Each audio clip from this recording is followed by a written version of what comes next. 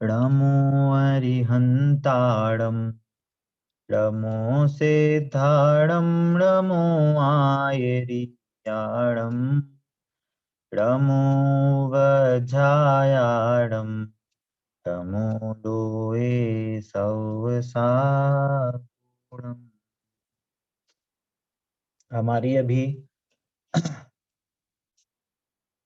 मंगल प्रज्ञा 2 का तीसरा पाठ कषाय पे हमारी चर्चा चल रही है और हमने कषाय के अभी हम इसकी स्थापना रूप जो सारी चर्चाएं हैं उसको साथ में लेते हुए सारी डेफिनेशन समझ रहे हैं, है ना। सारे पॉइंट्स को लेते हुए हम इस कषाय के स्वरूप को समझ रहे हैं और साथ ही साथ कषाय का स्वरूप समझने के साथ हम अपना भी स्वरूप समझने की कोशिश कर रहे हैं कि कषाय तो है ही, कषाय जो हमारे विकारी भाव हैं, हमने इसकी पर्यायवाची भी शब्द समझे थे। विकारी भाव बोले, राग द्वेष बोले, है ना, कषाय बोले, ये सब एक ही कहना चाहिए, एक ही शब्द हैं ये, है ना। अलग अलग एंगल से इनको कहा जा रहा है पर बात एक ही है ना। ये हमने समझा था और इसकी डेफिनेशन समझी कि ये हमारे कषाय जो भाव हैं ये हमारे जानने देखने के स्वभाव को प्रकट नहीं होने देते, ये हमारे सुख रूपी स्वभाव को प्रकट नहीं होने देते, उत्पन्न नहीं होने देते। इसी का अर्थ है कि वे हमारे स्वभाव का घात करती हैं, ये भाव हमारे स्वभाव का घात करते हैं। इस एंगल से इनको कहा जाता है कि जो भाव आत्मा को कसे दुख दे वो कषाय भाव हैं। ठीक है, ये डेफिनेशन हमने समझी थी, है ना। और क्या समझा था कि हाँ हाँ, और ये भी समझा था कि कषाय भाव कैसा भी हो, तीव्र तो है ही, तीव्र को हमने कहा था पाप रूप जो परिणाम है वो तीव्र कषाय है ना। और मंद कषाय क्या है मंद, जो आपके दया दान व्रत आदि पूजन आदि के भाव हैं ये मंद कषाय है। इस परंतु यहाँ पे हमने ये इंपॉर्टेंट बात समझी थी कि जो मंद कषाय भी हैं वे भी हमारे असली स्वभाव को प्रकट नहीं होने देती, वे भी बंध के कारण है ना। ये हमने समझा था। हो सकता है लोगों को क्लियर ना हो इसलिए वापस से एक और एग्जांपल दूंगा मैं। जैसे कोई व्यक्ति, है ना, कैंसर से पीड़ित हो, तो कैंसर से पीड़ित होगा और हॉस्पिटल में इलाज चलेगा तो क्या कंडीशन होगी, आईसीयू में रहेगा, दवाइयां दी जा रही हैं, ये वेंटिलेटर लगा हुआ है, गले में नली लगी है, मुंह में नली लगी है, ऐसी कैसी एकदम कहना चाहिए कि बहुत दर्द वाली स्थिति में रहेगा वो, है ना। अब मान लीजिए वो कैंसर की कंडीशन सही हो गई, थोड़ी थोड़ी सही हुई, अब वो आईसीयू से नॉर्मल उस पे जनरल वार्ड में या जनरल उस पे आ गया। अब क्या बोल रहा है जनरल वार्ड में आके, अरे कितना अच्छा लग रहा है, परंतु है अभी हॉस्पिटल में, अभी भी दवाई चल रही है, अभी भी वो होश नहीं रहता, बेहोशी रहती है, खाना पीना भी चल रहा है नहीं चल रहा है ना, सूसू पोटी का भी कुछ ख्याल नहीं है, रुकती है होती है, मतलब वो अभी भी स्वस्थ नहीं है, पर क्या सोच रहा है कि मैं तो कितनी अच्छी कंडीशन में आ गया, कितनी अच्छी कंडीशन में आ गया। हॉस्पिटल में भी हर कोई व्यक्ति से नहीं मिल सकते हर समय, अपने परिवार वालों से भी हर समय नहीं मिल सकते, कितनी बंधने हैं अभी उसमें भी, परंतु कंपैरेटिवली वो क्या मान रहा वो है कि मैं पहले से बेटर है लेकिन अभी भी दुख में ही है। हाँ, पहले से बेटर तो है परंतु अभी भी दुख की कंडीशन है, अभी भी दवाइयां ही चल रही हैं, अभी भी उसको खान पीना में भी रुक टोक है, वो अभी अपने स्वाभाविक कंडीशन में नहीं है, जैसा हॉस्पिटल के भले ही जनरल वार्ड में हो, है ना। और हम ये माने कि हम पाप नहीं कर रहे, हमारी तो बहुत मंद कषाय रहती है, हम तो रोज मंदिर जाते हैं, है ना, पूजन पाठ करते हैं, व्रत करते हैं, और हम इसको अच्छा मान लें कि अब तो हमारा बहुत अच्छा चल रहा है, तो आप सेम कटघरे में ही खड़े हो। क्यों खड़े हो? क्योंकि क्या कहा कि कषाय कैसी भी हो वो स्वभाव का घातक है ना। मंद कषाय भी हो, शुभ भाव भी हो, वो हमारे स्वभाव को, असली स्वभाव को, असली आनंद को प्रकट नहीं होने देते, है ना। और हम अपनी मिथ्या मान्यता से उसमें राग कर लेते हैं, उसको हम अच्छा मान लेते हैं। जैसे वो बीमार व्यक्ति जनरल वार्ड में आके अपने को क्या मान रहा है, अब तो बहुत अच्छी कंडीशन में आ गए भैया, वहां पे हमें इतने बंधन नहीं थे, अब बंधन मुक्त हो गए वेंटिलेटर से, इससे। तो क्या वो अभी भी स्वस्थ है? क्या उसको अभी भी रोक टोक नहीं है? क्या वो अपने परिवार वालों से मिल सकता है? नहीं मिल सकता। वैसी कंडीशन यहाँ पे है। हम अपनी आत्मा को नहीं जान पा रहे, अपनी मंद कषाय को ही हम अपने को सुखी मान रहे हैं, तो ये गलत है ना। अब हाँ जी, हाँ, हाँ मधु जी। भैया जी, मंद हम्म। कषाय में हम धर्म दान दया का भाव रहता है हमारा, बट इसको भी धर्म नहीं मानना चाहिए, ऐसा क्यों? हम्म। हाँ देखिए, अच्छा क्वेश्चन है ये, उठना चाहिए था और आपका उठाया, अच्छी बात है। देखिए, समझने की कोशिश करना आप। देखिए, जो ये दया है, दान है, पूजा है, व्रत है ना, इन सब को धर्म एक एंगल से कहा गया है,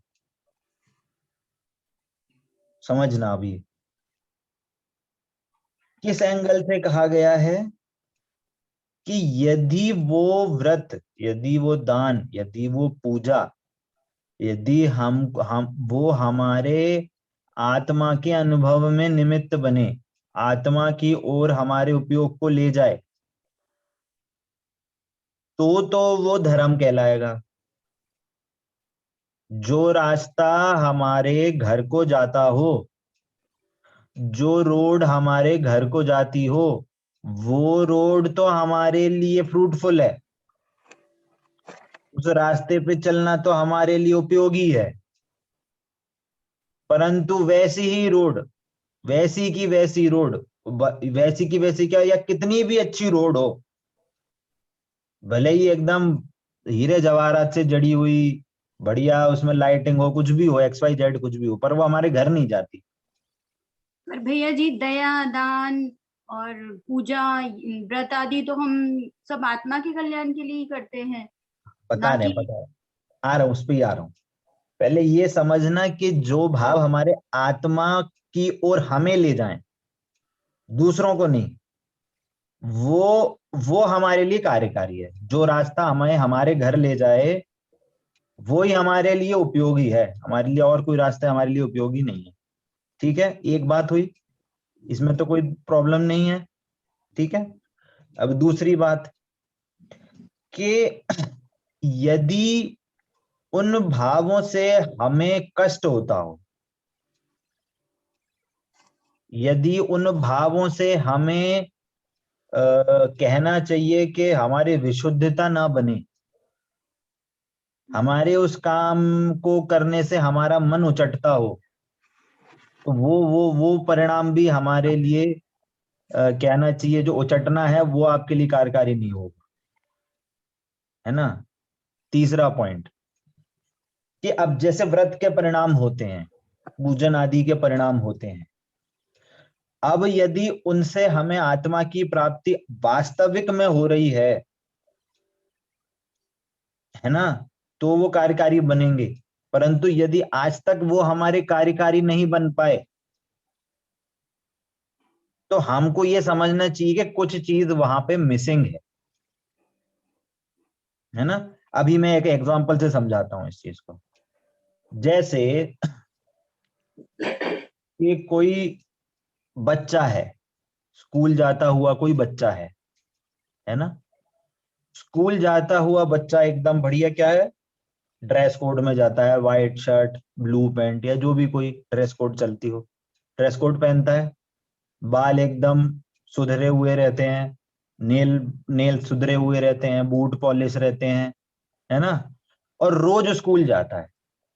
कभी एक शर्ट में कभी बिना प्रेस की हुई नहीं पहनेगा, शर्ट पैंट भी बिना प्रेस की नहीं पहनेगा, हमेशा एकदम सही प्रेस साफ सुथरी, कोई गंदी नहीं, ना जूते गंदे ना कुछ ना कुछ। रोज ये जाता है स्टूडेंट, वो मतलब वो बच्चा रोज स्कूल जाता है ना। परंतु वो फेल हो जाता है। अब बताइए जो ड्रेस कोड था वो रोज तो पहन के जाता था, पर फेल क्यों हो गया? बताओ कौन आंसर जैसे देगा। एक्चुअल काम था वो नहीं किया उसने। क्या काम नहीं किया, वही तो क्वेश्चन है, पढ़ाई, क्या काम नहीं किया? जो एक्चुअल काम था स्कूल जाके पढ़ाई करना वो नहीं किया।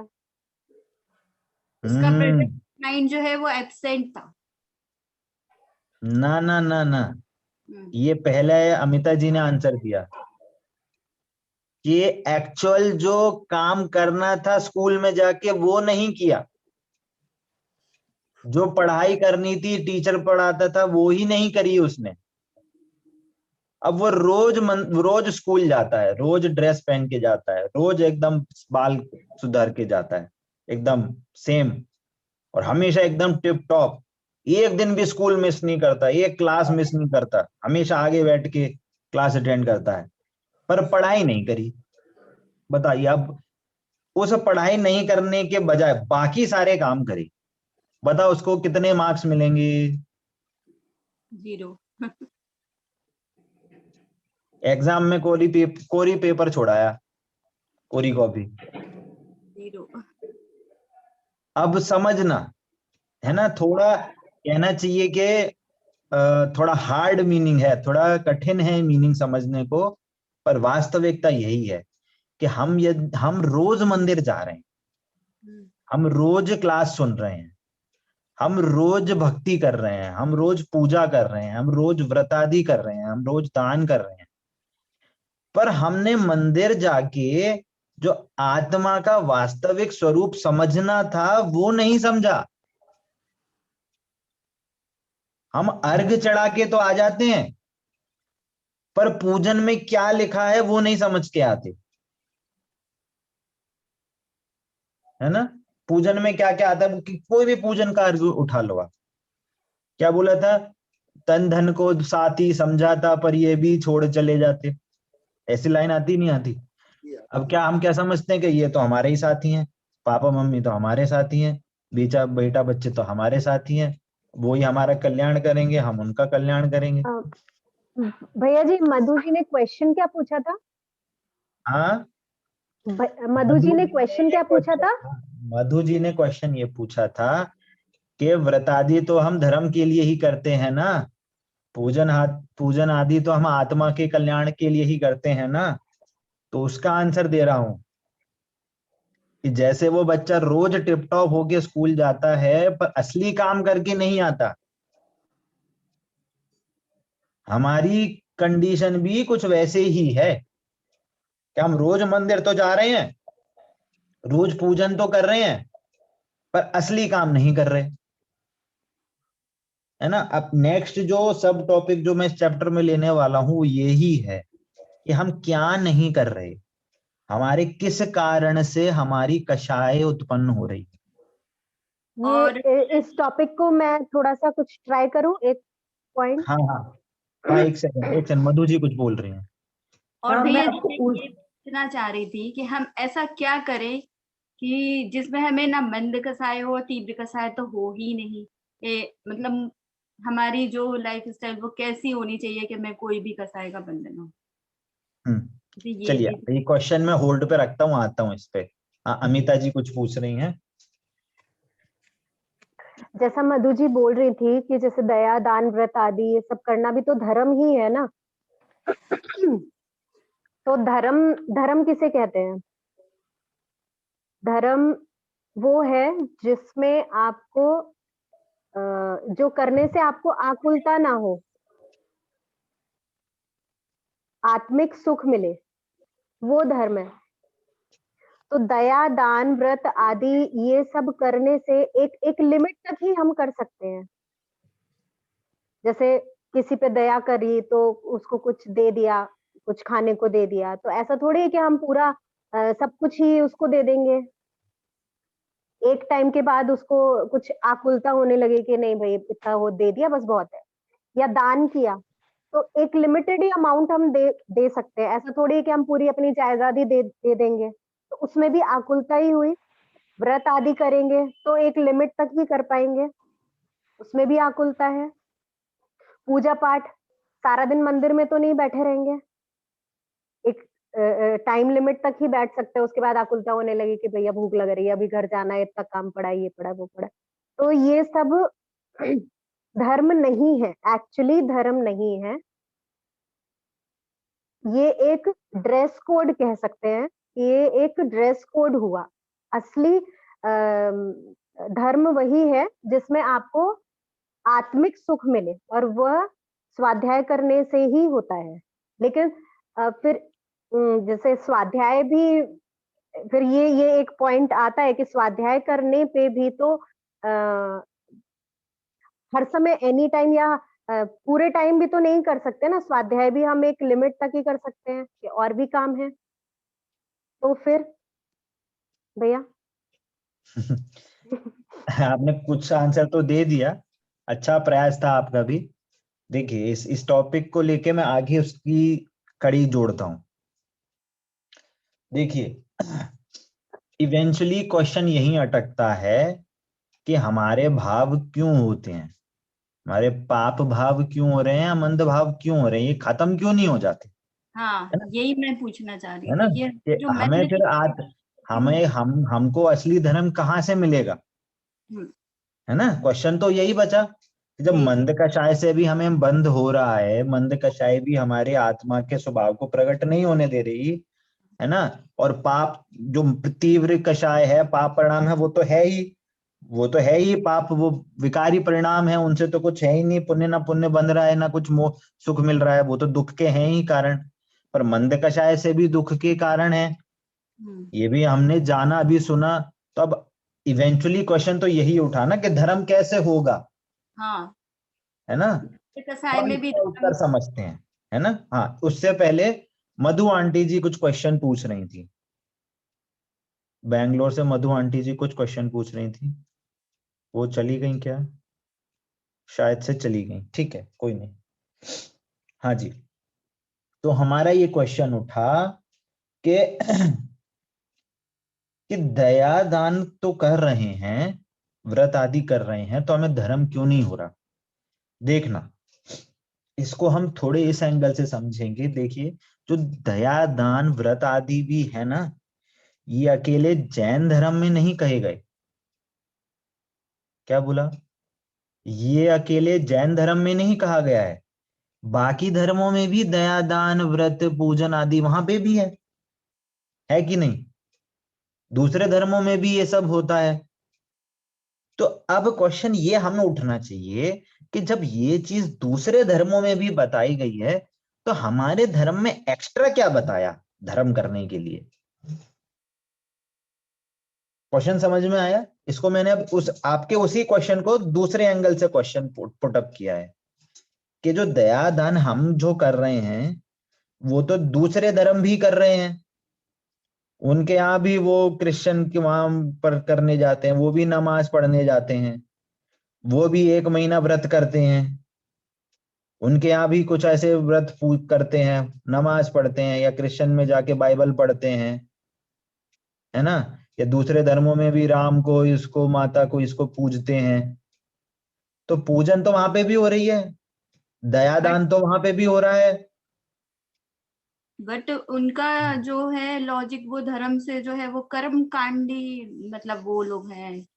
कि देखिए, जो चीज वहां पे हो रही है ना, यदि उसी श्रद्धा को रख के यदि हम अपने जैन धर्म में वही काम कर रहे हैं तो हम भी कर्मकांडी कहलाएंगे, यदि हम आत्मा को नहीं जान रहे। हम्म, इसलिए उनके कर्म कांड में और हमारे कर्म कांड में कोई फर्क नहीं रह जाएगा। हमारे जिनवाणी में दया दान तो कही गई है, पर कब कही गई है? यदि आप अपने को आत्मा जानकर ये काम कर रहे हैं तो वे सारे काम आपके मोक्ष मार्ग को अग्रसर आगे बढ़ाएंगे, है ना? क्योंकि उनके दूसरे क्रिया कांड में, उनके मतलब दया दान व्रत आदि में आत्मा मिसिंग है। कि कोई आत्मा नाम की चीज होती है, कोई आत्मिक सुख नाम की चीज होती है, वो मिसिंग है। और वो सारे काम उनके यहाँ आत्मा के कल्याण की बात नहीं कही गई, सिर्फ कर्म पूजा ही विशेष पूजा है, विशेष उनके धर्म है। यहाँ पूजा, उनके यहाँ पूजा पर दयादान क्यों कर रहे हैं? कि हमें उस पुण्य से हमारी खुशी समृद्धि बनी रहे, हमारी बंगला गाड़ी पैसा रुपया हमारे हमें मिलते रहे, हमें वो इस एंगल से पूजन आदि करते हैं, वो इस कर्म एंगल से करने व्रत से आदि करते हैं। कर्म करने से हाँ, उनका सब चलता रहे। हाँ, समझना एक सेकंड, है ना? मैं क्या बोलना चाह रहा हूं कि उनके पूजन आदि का जो उद्देश्य है वो अपने सांसारिक भौतिक जीवन की चकाचौंध में ही बने रहना चाहते हैं, हमारी सुख सुविधा हमारे पास बनी रहे इसके लिए करते हैं। महिलाएं व्रत रखती हैं कि अपने पति की उम्र के बढ़ने के लिए, गोबर को पूजती हैं, है ना, गाय की उसकी पूंछ को पूजती हैं, पता नहीं क्या क्या चीजों को पूजते हैं, है ना? कोई विवेक नहीं है, विवेकहीन क्रिया होती हैं, है ना? तो उनमें कुछ मीनिंग नहीं है। किसी को कोई पूछो पेड़ को क्यों पूज रहे हो, कोई उत्तर नहीं बता पाएगा। कोई पूछो कि भैया गोबर को क्यों पूज रहे हो, कोई उत्तर नहीं बता पाएगा। वो उनके यहाँ जो भी कल्याण करना है वो इसी जन्म का करना है, और अपने यहाँ अगले भाव का भी कल्याण करना है। हमें भव का कल्याण नहीं करना, हम ये पॉइंट बोल रहा हूं। हमें अपनी आत्मा का कल्याण करना है, हमें भव का कल्याण नहीं करना। हाँ, मतलब आत्मा का कल्याण करेंगे तभी तो भव का भी कल्याण होगा। भव आप दो पॉइंट को मिक्स कर रहे हो। हमें भवों का कल्याण नहीं करना है, हमें जन्म ही नहीं लेना है, हमें कोई भव ही नहीं चाहिए, हमें ऐसा कल्याण करना है। दोनों में बहुत अंतर है,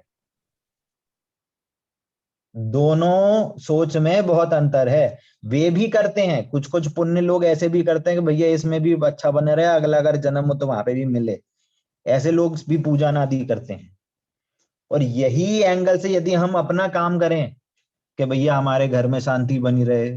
मैं हैदराबाद में था, हैदराबाद में एक थे कोई लोग, वो जब भी उनकी एनिवर्सरी होती थी तो वो थाली में, है ना, एक दिया एक्स्ट्रा करके उनकी और फिर आरती करते थे।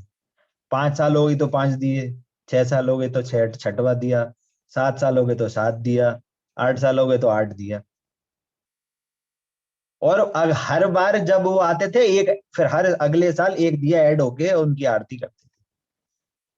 अब वो आरती करना क्या आपके उसका क्या महत्व रह गया? आरती का मतलब क्या था? आरती का मतलब होता है भगवान का बहुमान, भगवान के गुणों की हम पूजा कर रहे हैं, जो हम उनका बहुमान कर रहे हैं, उनको याद कर रहे हैं, वो आरती कहलाती है। हम उनका यशोगान करते हैं कि आपने भगवान ने ऐसे कर्मों को जीता है, आपने ऐसे अनंत सुख को प्राप्त किया है, आपने ऐसे केवल ज्ञान को प्राप्त किया है। और आप क्या समझ रहे हो वो 7 दियों से जी है, हमारी शादी बनी रही अभी तक 7 साल, तो चलो अब 7 दियों से आरती करें। बोलो कितना डिफरेंस है सोच में, और आपकी इस सोच में और दूसरे धर्मों की सोच में क्या अंतर हो गया? कुछ अंतर नहीं रहा ना, है ना? पहली बात। हाँ जी, कुछ पूछ रही हैं आप मधु जी? जी भैया जी, जैन धर्म जो है वो साइंटिफिकली, मतलब हम जो भी करते हैं वो पूरा साइंटिफिक होता है। जैसे पानी छानने से लेके कुछ भी क्रिया करते हैं वो सब उससे रिलेटेड होता है। बट ये और धर्म में तो बलि दे दो, ये हो जाएगा, ऐसा कर दो, वो हो जाएगा, मतलब हाँ, ये है, ये डिफरेंस है ना। है। ये देखो, मैंने एक डिफरेंस उनके एंगल से समझाया। अब मैं अब असली बात पे आ रहा हूं। जो हमारा जैन धर्म है ना, और जो हम ये कह रहे हैं कि हमें धर्म करना है, उसका वास्तविक स्वरूप है कि हम अपनी आत्मा का आश्रय करें, अपनी आत्मा का उसमें लीन होवें, अपने स्वभाव का आश्रय करें, है ना। तब वो वास्तविक धर्म कहलाता है। जैसे मुनिराज हैं, मुनिराज क्या हैं? उनको साक्षात धर्म की प्राप्ति हुई है और उनके आचरण से भी दिखती है। उनको 24 घंटे सिर्फ उनको आत्मा का ध्यान चलता है। भोजन भी ले रहे हैं ना, भोजन भी ले रहे हैं तो 1.5 सेकंड बाहर देखते हैं और 5 सेकंड आत्मा के अनुभव में रहते हैं। ऐसा आया है जिनवाणी में। उनको भोजन पता है क्यों लेते हैं मुनिराज? कि ये जो क्षुधा उनको तड़पा रही है, या शरीर जो उनको दिक्कत दे रहा है, उनका ध्यान ध्यान में विघटन विघटन डाल रहा है, उनमें ध्यान को कंटिन्यू नहीं रहने दे रहा। तो बस उसको शांत करने के लिए थोड़ा बहुत जो लेना हो, ठीक है तुम चुप बैठो, अब हमें अपना ध्यान करना है। इस एंगल से भोजन करने आते हैं वो भोजन उस करने नहीं आ रहे चलो आज बढ़िया आराम से खाएंगे पिएंगे मौज का, इस एंगल से नहीं आते भोजन करने।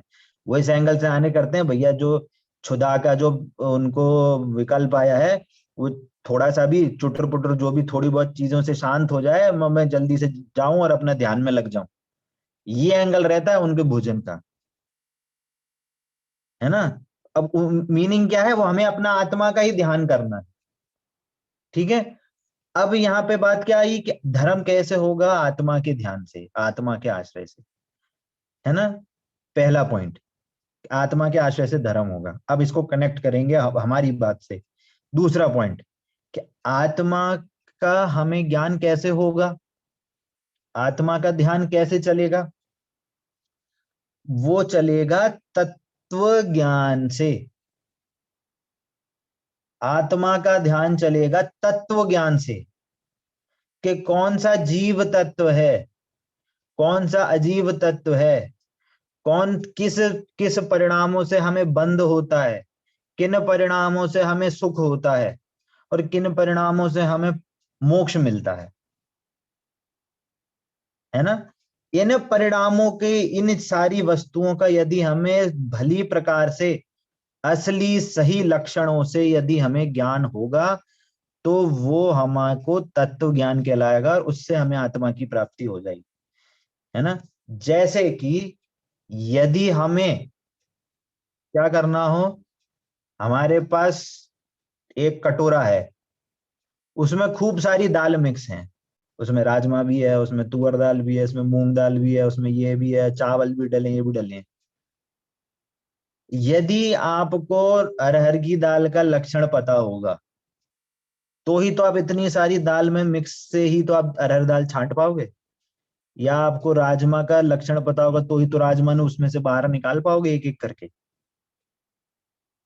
इतनी सारी चीजें मिक्स चीजें में से, है ना। एक और उदाहरण देता हूं। यदि हम नींबू पानी पीते हैं, नींबू पानी में क्या क्या चीजें होती हैं? पानी भी होता है, नमक भी होगा, शक्कर भी होगी, नींबू भी होगा, है ना, मसाला भी होगा कुछ। 4 चीजें लेते हैं, पानी, नींबू, नमक, शक्कर, है ना। अब यदि हमें ये कड़वा कड़वा स्वाद आया, तो हम क्या बोलेंगे? कि पानी कड़वा था? नहीं, हम ये बोलेंगे नींबू कड़वा था। नींबू पानी पिया, अरे मीठा कम है, तो क्या डालेंगे? नमक डालेंगे, शक्कर। शक्कर डालेंगे। ये कैसे कनेक्ट हुआ हमारी चीजें? कि हमें सबके हमारे लक्षण ज्ञान से। याद हैं, हमें सबके काम याद हैं कि कौन सी वस्तु से क्या काम होता है, मतलब किस परिणाम से हमें बंध होगा, किस परिणाम से हमें शांति मिलेगी, है ना, कौन सी चीज आत्मा है, कौन सी चीज आत्मा नहीं है ना। ये चीजें यदि हमें सही लक्षणों से ज्ञान होंगी तो हम इन चीजों की भिन्नता कर पाएंगे, और इन भिन्नता के साथ आत्मा कौन है, फिर हम उस आत्मा को ढूंढ के हम उसका आश्रय ले सकते हैं। क्लियर होती है बात? जी भैया। नहीं आई समझ में? हाँ गई। मधु आंटी जी आ गई? नहीं आई? नहीं है। क्या चीज नहीं समझ में आई? आप माइक अनम्यूट करिए प्लीज।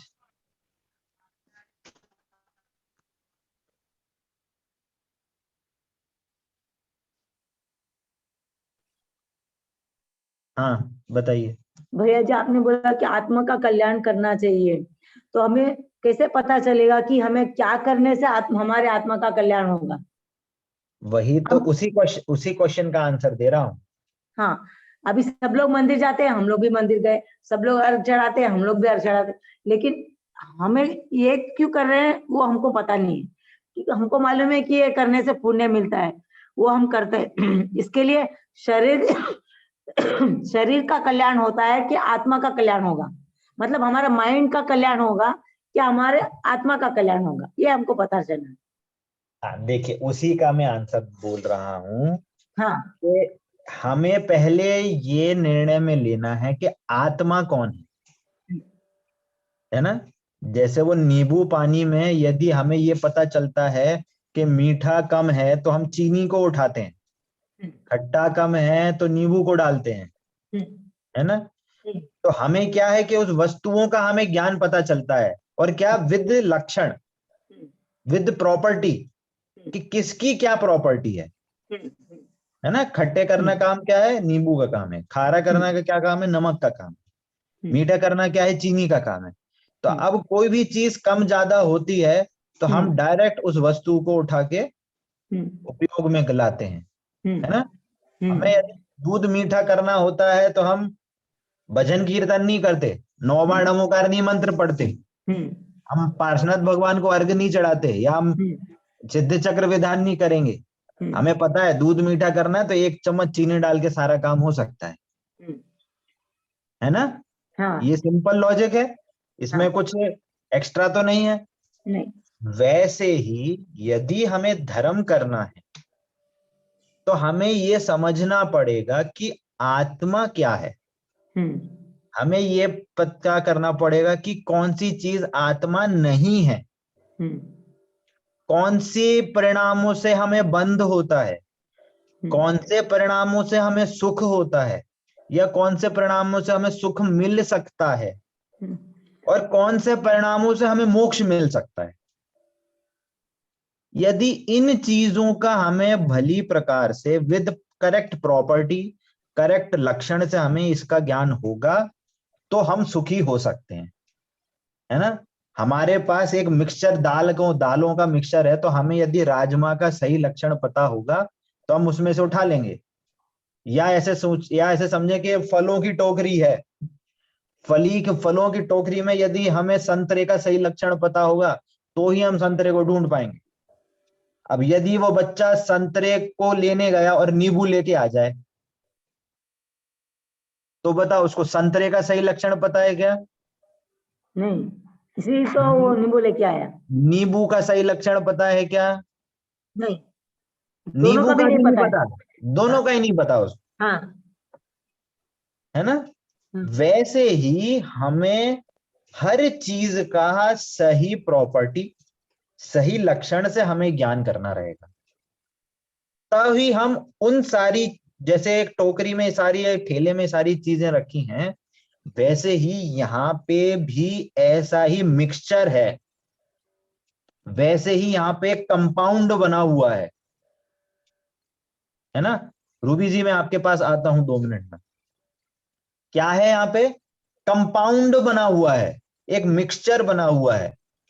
उस मिक्सचर में से हमें आत्मा को सही तरीके से जानना है, शरीर जो ये हमें मिला है संयोग में उसको सही एंगल से जानना है, हमारे अंदर जो थॉट्स चलते हैं उसको भी सही तरीके से जानना है।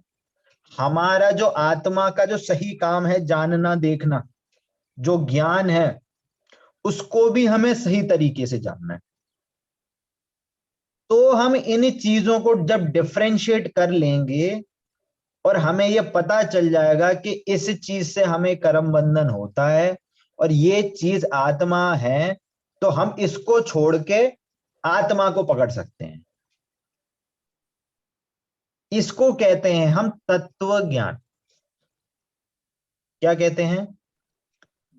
तत्व ज्ञान। तो यदि हमें उस डिफरेंशिएशन होके हमें तत्व ज्ञान हो जाएगा तो हम आत्मा को पकड़ लेंगे, और जब हमने आत्मा को पकड़ लिया, आत्मा का आश्रय ले लिया, तो धर्म प्रकट हो जाएगा। हमें अपनी आत्मा का आनंद लेंगे, हम अपनी आत्मा का आश्रय लेंगे, आत्मिक सुख प्रकट हो जाएगा। और जब आत्मिक सुख प्रकट होगा तो ये जो कषाय हैं वो उत्पन्न नहीं होंगी, तो ऑटोमेटिक सुख उत्पन्न होगा। मिला? कुछ समझ में आता है? हाँ। पिक्चर क्लियर होती है सभी को? हाँ, कषाय कैसे होता है? हाँ, इसका टॉपिक, हाँ, इसके नेक्स्ट टॉपिक में अब समझाऊंगा अभी इससे कि अब ये कषाय क्यों उत्पन्न होती है। हाँ, रूबी जी, आप क्या कुछ पूछ रही हैं आप? भैया जी, मैं ये पूछ रही थी कि जैसे आपने कहा कि परिणामों में सुधार करना चाहिए आत्मा के ज्ञान के लिए या आत्मा के कल्याण के लिए। तो जैसे पिछले चैप्टर में आपने पाप पढ़ाया था, तो पहले जैसे हम पाप के बारे में उतना ध्यान नहीं देते थे, पर आपकी क्लास करने के बाद जैसे हम जैसे पहले गर्म पानी डाल देते थे, रोड में देख के नहीं चलते थे, जैसे हम पहले पेड़ों में खाद वगैरह भी डाल, कीटनाशक भी डाल देते थे। अब मैं जैसे वो हर चीज का ध्यान रखती हूँ कि हमें ऐसा नहीं करना जिससे किसी प्रकार की जीवित हत्या हो या किसी अनजाने में भी हो। तो ये आत्मा के कल्याण में परिणामों का सुधार ही कहेंगे क्या?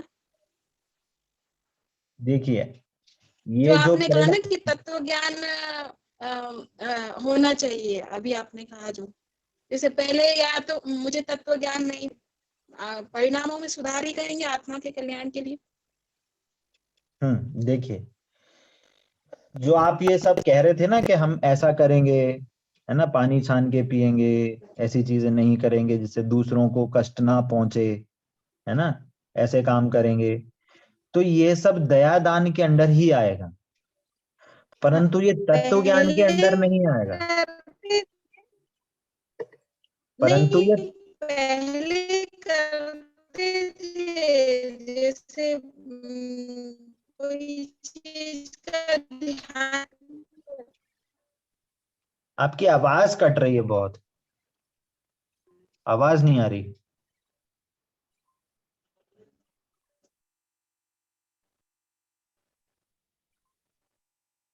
हेलो, अरे हेलो, हाँ, आपका इंटरनेट थोड़ा, हाँ, आपका इंटरनेट थोड़ा अब आ रही प्रॉब्लम है? है। हाँ, अब आ रही है, बताइए। हाँ, तो मैं ये कह रही थी कि जैसे पहले हमें ज्ञान नहीं था कि जीवों को कैसे बचाना है या कैसे उनकी केयर करनी है, तो आपके जो पाप के पाठ के बाद मुझे ऐसा ज्ञान हुआ कि मैं सभी चीजों का ध्यान रखती हूँ, जैसे चलने में, पानी समझ छानने गए। में। हाँ, तो ये तत्व ज्ञान ही हुआ ना? हाँ, मैं उसी का उत्तर दे रहा था कि ये तत्व ज्ञान नहीं कहलाया, ये सिर्फ दया दान व्रत आदि मंद कषाय कहलाएंगे। अच्छा, है ना, कि आप दया कर रहे हो, दान कर रहे हो, व्रत कर रहे हो, ये सिर्फ मंद कषाय कहलाएगी। परंतु यदि यही चीज तत्व ज्ञान सहित हो तो वो कार्यकारी हैं। जैसे वो बच्चा, जैसे अमिता जी ने भी कहा, क्या कहा कि वो बच्चा जो ड्रेस कोड पहन के जा रहा है प्रॉपर एकदम ड्रेस पहन के स्कूल जा रहा है पर असली काम नहीं कर रहा, तो अकेले ड्रेस कोड से उसको फुल मार्क्स नहीं मिलेंगे स्कूल में। परंतु कोई बच्चा पढ़ाई भी करके आए और ड्रेस कोड पहन के आए तो कहने में आता है देखो वो बच्चा रोज स्कूल जाता था, एकदम बड़ाई एकदम साफ सुथरी ड्रेस पहन के जाता था, तो ही उसकी उस ड्रेस कोड की प्रशंसा होती है जो अच्छे मार्क्स लेके आता है। जो बच्चा फेल हो जाता है वो भले ही कितनी एकदम साफ ड्रेस पहन के आए, उस बच्चे की ड्रेस कोड की प्रशंसा नहीं होगी। जो बच्चा फुल मार्क्स लेके आएगा, अच्छी पढ़ाई करेगा, उसी की ड्रेस कोड की प्रशंसा होती है। हाँ, उसने एक क्लास भी मिस नहीं करी, उसने एक दिन भी स्कूल मिस नहीं करा, 100% परसेंटेज रही, हमेशा बाल सुधरे हुए रहते थे, हमेशा नेल कट करके आता था, हमेशा शू पॉलिश होके आता था, वगैरह वगैरह, है ना। कहने का मतलब तत्व ज्ञान के साथ साथ अगर हम दया दान व्रत आदि अगर करते हैं तो ही वो फ्रूटफुल है, अदरवाइज उसके करने का कोई सिर्फ बिना जाने, आत्मा को जाने अगर हम ये सब कार्य कर रहे हैं तो वो सब जीरो ही है। हाँ, वो जीरो है, क्योंकि उनका काम हमें आत्मा के समीप लाना था। पर यदि हम आत्मा, हमारे इन सब कामों में आत्मा मिसिंग है तो रिजल्ट जीरो ही निकलेगा। क्योंकि क्या कहा था कि भले ही आप दयादान व्रत आदि कर लो, आप देवगति पहुंच जाओगे, पर देवगति में भी अगर आपने सम्यक दर्शन नहीं करा, आत्मा का नहीं करा, तो वापस से त्रियंच गति में एक इंद्रिय में आके उत्पन्न होना पड़ेगा आपको। अब वहां से निकलना बहुत लंबा काल, अनंत काल लग जाता है ना। ये अपनी चर्चा हो चुकी है बहुत अच्छे से, क्लियर है ना। तो अभी हम क्या रूबी जी, आपको आंसर मिला है इस चीज का? जी भैया जी। हाँ, तो क्या हमने समझा इस चीज में अभी कि हम ये परिणाम देखो, हम इस चीज की मनाही नहीं कर रहे हैं। क्या बोला? दया दन व्रत आदि का मनाही नहीं हो रही है, वो हो रही कि उससे काम, असली काम नहीं होगा। जैसे स्कूल में कोई बच्चा कैजुअल ड्रेस पहन के स्कूल नहीं आ सकता, ड्रेस कोड अनिवार्य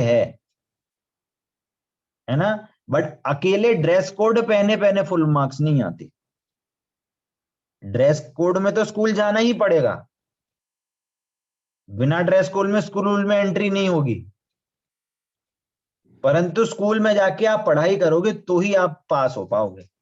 वैसे ही यदि आपको आत्मा को समझना है तो आपको व्रत आदि दयादान रूप मंद कषाय वाली कंडीशन में रहना पड़ेगा। वो होंगे, परंतु वो किस एंगल से वो सारी चीजें होंगी कि मेरे को आत्मा समझना है, मेरे को तत्व ज्ञान करना है। ठीक है, तो हमारी ये समझ में आया कि तत्व ज्ञान से हम आत्मा को पकड़ सकते हैं। अब तत्व ज्ञान कैसे मिलेगा? तत्व ज्ञान मिलेगा भगवान के स्वरूप समझने से, गुरुओं के समीप रहने से, जिनवाणी समझने से, स्वाध्याय करने से।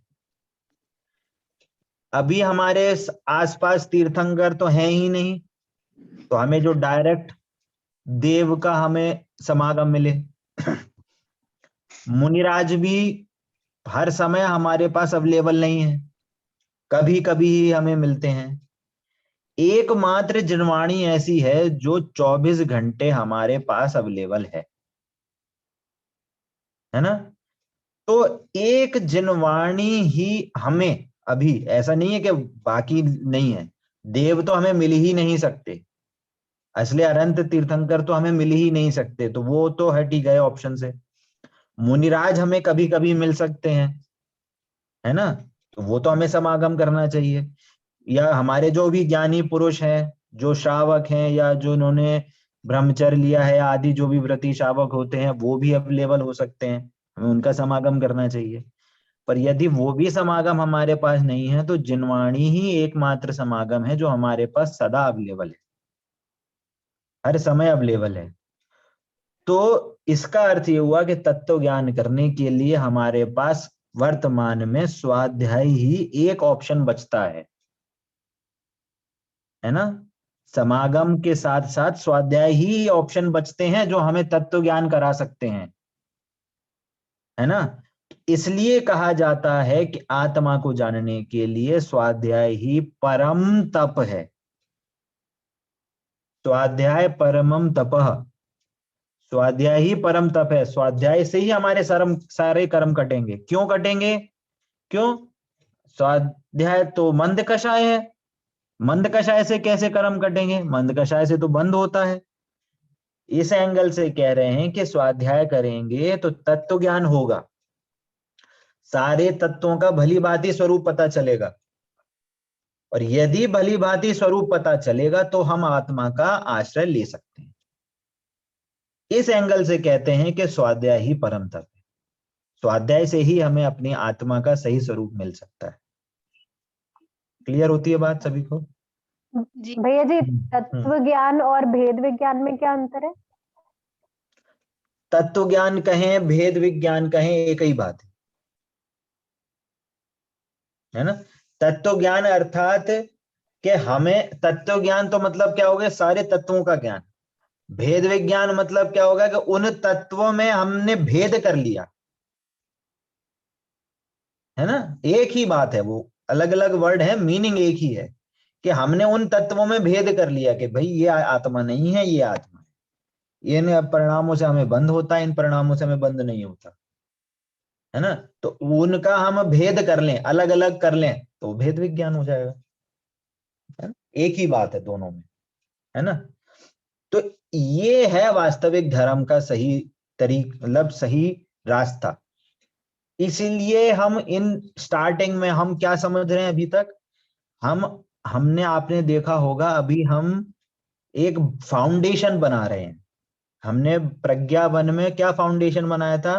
कि आत्मा क्या है। जीव अजीव का चैप्टर पढ़ा था हमने, भगवान का चैप्टर पढ़ा था कि भगवान का स्वरूप हमें पता चले। और अब क्या पढ़ रहे हैं? कि अब हम हमारी गलतियों को जानने की कोशिश कर रहे हैं। 5 पाप क्या है? ये हमारी गलती है, हमारे विकारी परिणाम है। कषाय क्या है? ये हमारी गलतियां हैं, हमारे विकारी परिणाम हैं, जो हमारे को आज तक सुख उत्पन्न नहीं कराने दे रहे, है ना। या हम दूसरी भाषा में कहें तो हम हमारी बीमारी का डायग्नोसिस कर रहे हैं। जैसे हमें सर दर्द होता है तो हम डायग्नोस करते हैं कि क्यों हो रहा है सर दर्द, है ना। कि भैया ब्रेन हेमरेज हो गया है, माइग्रेन हो रहा है, कि नसें दर्द हो रही हैं, कि बुखार हो रहा है, क्या किस रीजन से आपको सर दर्द हो रहा है। तो हम क्या करते हैं? पहले डायग्नोस करते हैं कि हमें कौन सी बीमारी हुई है, और जो बीमारी हमें होती है फिर हम उसका इलाज करते हैं।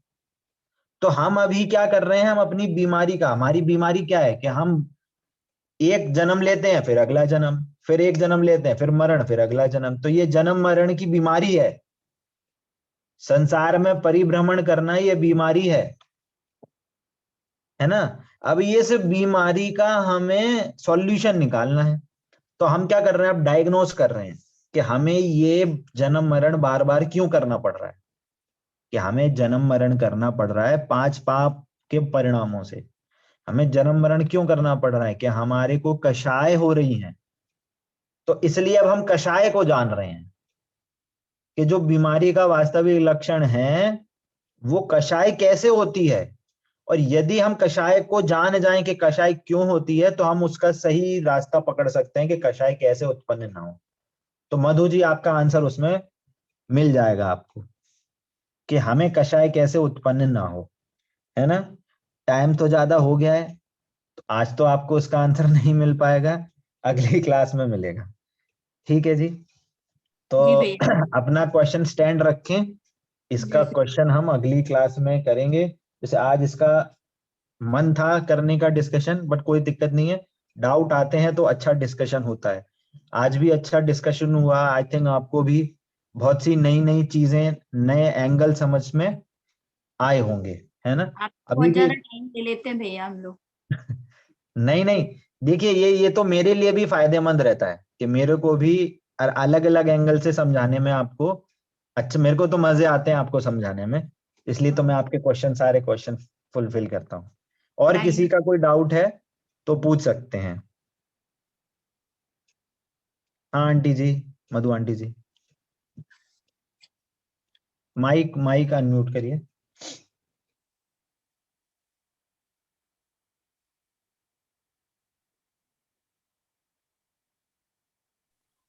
हाँ हाँ आंटी जी बोलिए। एग्जाम कभी रख रहे हैं आप? मैं एग्जाम पेपर नहीं बना पाया, पर आपको मैं आज या कल में उसकी इंफॉर्मेशन, एक भैया दो जी दिन में आपको इंफॉर्मेशन दे दूंगा। हाँ हेलो, आंटी चली गई शायद से कॉल से।